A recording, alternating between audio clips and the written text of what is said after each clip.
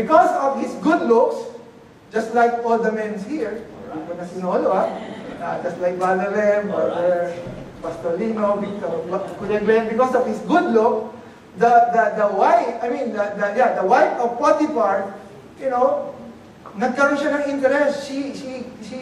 Parang nagkaroon siya ng last interest to Joseph. And one day, he tried to seduce Joseph and asked Joseph to sleep with her. Sabi niya gano'n, halika nga dito, pogi, sama ka sa akin. And then, but the thing is, Joseph is so godly, he decided to run away from that incident. Okay? Patapos na tayo dito sa story nila. And then, what happened is yung coat na binigay, the coat that his father Jacob gave to him, naiwan niya. He left it with the Potiphar's wife. And then, Potiphar's wife, yun na lang ginawa niyang excuse to Potiphar saying na gusto siyang i-rape ni Joseph, and naiwan niya yung cloak dun in my room, he left his cloak because he wants to rape me. So he made a lie to Potiphar, and the end result, Joseph was put in prison in Pharaoh's kingdom dun sa Egypt. So while he was in prison, there are two persons who approached him na nakulong din. One is yung cupbearer ng Pharaoh, and the other one is the one who baked the bread for the Pharaoh. And they also have a dream. And then they asked Joseph about their dream. So yung una, it's about the grape, and the cupbearer was asking him, "What is the meaning of my dream?" And Joseph tells him, "In 3 days, you will be released by the king." And then the other one, the one who baked the bread, asked Joseph too, because in his dream, there are some crows that pluck, the bread on his head. And then Joseph tell that person that in 3 days, you will be put into a bowl, and the crow will eat your flesh. So mamamatay ka. You will. So eventually, what happened is, ganun nga nangyari. That is what happened. The cupbearer was released, and the bread maker was put into death. And then one day, the king of Egypt also had a dream, and the dream is all about a cow. The first, there was 7 cows on the dream, and then they were eating a green pasture. And then after some time, there is another 7 set of cows, but this time these are the teen cows, yung mga payat. And what happened is the teen cows kinain yung mga matatabang cows. So he was so puzzled, what is the meaning of my dreams? And the king was asking, sino ba ang who could interpret this dream? And then eventually, it came to a point that yung cupbearer niya narinig, and the cupbearer heard that the king has a dream and wanted that dream to be interpreted. So he remembered Joseph. And then eventually si Joseph pinatawag, and then when Joseph came to the king, he basically interprets the dream of the king. And sabi niya doon sa king, for 7 years, because of the 7 cows, there will be 7 years of famine. 7 years of yung green pastures. Magkakaroon muna ng harvest, 7 years of harvest. And the 17 goats represent 7 years of famine. Ibig sabihin, kaya kinain. So, ganun. So, parang ikinatuwa. The king felt happy of learning what the dream is all about. And then, he asked, if this is going to happen, what do we need to do? So, Joseph makes a suggestion that they try to store food for 7 years. And he was put into that position. So, Joseph became second to the king. He became second to the king until such time that great famine came in, and eventually it affects all the surrounding places, including the place where Jacob and his other 11 sons was living. And then, to make the long story short, nagpunta yung 11 kasama yung mga kapatid, bumili ng pagkain, bumili sila ng grain, and then eventually they found out because of the exchange of things that happened, yung mga ginawa ni Joseph. If you want to read the story, you just simply go to that chapter in Genesis and you will see fascinating things. Iniwan si Benjamin, yung kapatid ni Joseph kay Rachel, hanggang sa bumalik at nalaman na rin ni Jacob. And then, to make the long story short, Joseph asked his brother to bring his father to Egypt, and he took care of them. Okay? So, it's a story of a family. It's a story of how a family who sold one of their brothers, and eventually that brother was able to save them in the big crisis in the famine. Okay, so that was a long story. Now let me go now. Sabi ko nga kanina, if you're going to read that, you could find that in Genesis chapter 37 to verse 45. It's a good story that you could learn a lot of things. Now, going back to our topic, if I'm going to ask everyone, who among us here wants to have a happy family? I think everyone will raise their hand, right? Everyone wants to have a happy family. And if we are about to ask if we have a happy family, I guess not everybody is having. Everyone likes to have a happy family, but not everyone does. Right? Hindi naman lahat tayo masaya. Lahat tayo gusto natin maging masaya, but hindi naman tayo lahat. We have that kind of happy family. And what are the things that really help us to have a happy family? What are the elements that make us or makes a happy family? What are the factors or the things or the ways that we could see in order for us to have a happy family? And today, allow me to give you a couple of key things that would help us understand how to have a happy family. And I would use the word family as an acronym to know what are those elements. So sabi ko nga kanina, there was a big challenge pertaining to family nowadays.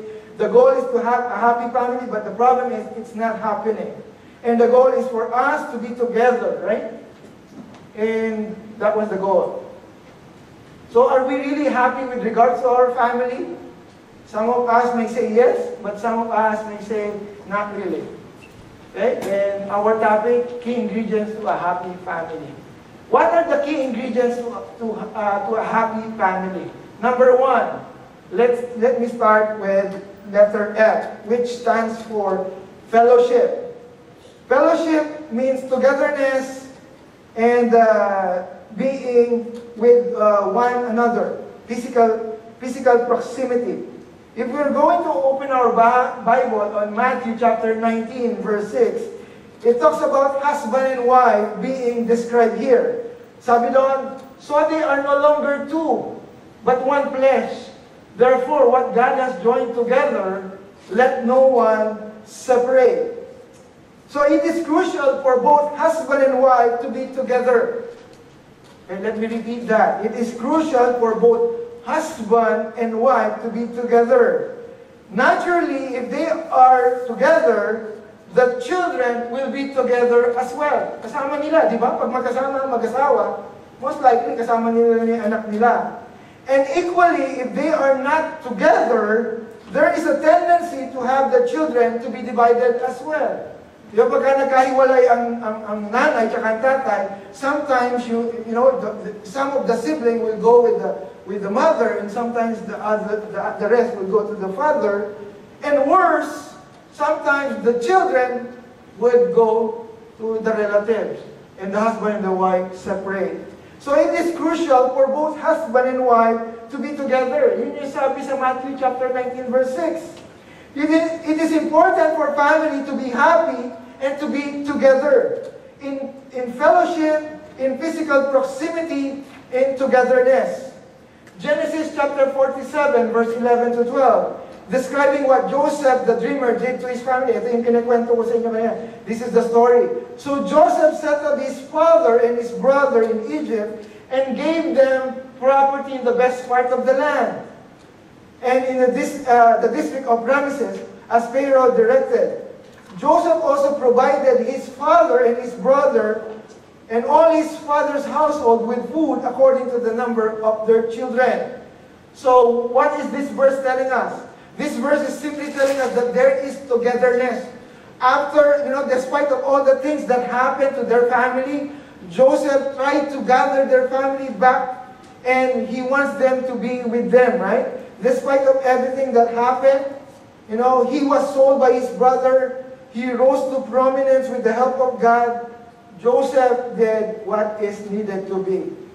Anong sabi doon? He settled them, he gave them property, and provided his father. So basically, what this scripture is saying is, he gathered them so that they will be together. It is important, remember, as a family, it is important that we are in fellowship, that we are together. Kaya nga hindi natin ina-advise na yung mag-asawa magkahiwalay. And, the sad part, sometimes it does happen, pero we have to pray always, if it's possible, na yung mga asawa ng mga iba sa inyo, magsama na kayo. That time will come that they will be here. Because it is by God's design that husband and wife should be together.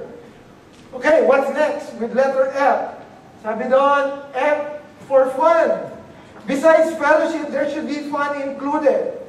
Some parents are wondering why their kids are no longer staying at home. Di ba yung iba sa atin nagtataka, bakit kaya yung anak ko ayaw mag-stay sa bahay? Or sometimes when they stay at home, they lock themselves inside the room and they just play, their video games and everything. As if that they don't mingle with other of the siblings. Have we wondered? Maybe because there is no longer fun inside the house. Baka nabobore na sila. People tend to stay away, to distance themselves, and to keep away. Some kids, when they got home, they just stay in their rooms and avoid talking to each other. It might be because that there is no more fun at home. So it is important to have fun. In Colossians chapter 3, verse 21, this is an instruction to parents. Ang sabing ganon, Father, do not embitter your children or they will become discouraged. Actually, I was trying to, research on that word embitter. And in other translation, it says to provoke or aggravate. Do not embitter them. Too much discipline, too much guidance, minsan nakakasaka na eh. We should correct them, but not to the point that it would become unpleasurable or painful to our kids. Family life should not be embittered. It should be pleasurable, not unpleasant or painful. Family life needs to be fun. Kailangan masaya dapat sa loob ng family. Pagka hindi na masaya, lalo, yung mga bata, iiwanan tayo niyan. Human nature tends us to repeat things that are pleasurable and avoid unpleasant things. Naniniwala ba kayo doon? Yun ang human nature eh. Those things that are pleasurable, we want to keep on repeating it. If the things inside the family is not pleasurable, do you think they would like to repeat all those things inside the home? No. The question now is our encounter with family fun and pleasurable that we like to repeat everything within it? Pagka nasa loob pa tayo ng ating mga tahanan, gusto ba natin na ulit-ulitin yung mga bagay na ginagawa natin sa loob? Or is it something that is so unpleasant and painful that we want to avoid and keep away from? Lalabas na lang ako. Gigimik na lang kami ng barkada. We'll just go, with my friends and stay in their house. Is that what's happening inside our home? F, there should be fun. F, there should be forgiveness too. Everyone makes mistakes. Do you agree? Lahat naman tayo nagkakamali eh. Every husband and wife fights once in a while. Once in a while lang nga ba? Sabi nga every husband and wife fights once in a while. Parents and children does have conflict once in a while. Di ba? Minsan yung magulang sa anak, sometimes nagkakaroon ng conflict. Di ba, Ate Cynthia? Brothers sometimes do complaints against their brothers. Sibling fights with their differences. Again,